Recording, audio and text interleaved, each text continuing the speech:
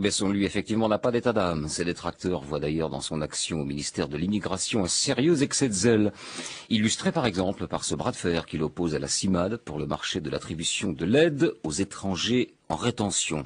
Éric Besson a signé un document qui permet à 5 autres organisations d'accomplir cette tâche alors que la justice devait statuer sur cette question. Méthode de voyou, répond la CIMAD, que le ministre pourrait maintenant attaquer en diffamation.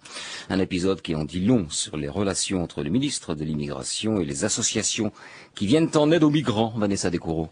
Séduire, réduire et salir, c'est comme ça qu'un chercheur résume la politique migratoire de Nicolas Sarkozy en 3 temps et son ministre l'applique à merveille, explique un responsable d'association qui ajoute « Là, pas de doute, on en est bien à la 3e étape. D'abord, il y a eu ces mots contre le Gisti quand il a publié une liste d'une 30aine de personnes condamnées pour avoir aidé des étrangers, le fameux délit de solidarité. Réponse alors d'Éric Besson, la crédibilité du Gisti en la matière est quasi nulle. Le Gisti rétorque, Besson menteur. Aujourd'hui, c'est la CIMAD qui se sent visée avec cette éventuelle plainte pour diffamation contre son secrétaire général. On imagine la CIMAD et le ministère partenaires. Désormais, ils se défient en public. Le ton est virulent et chaque fois un peu plus encore.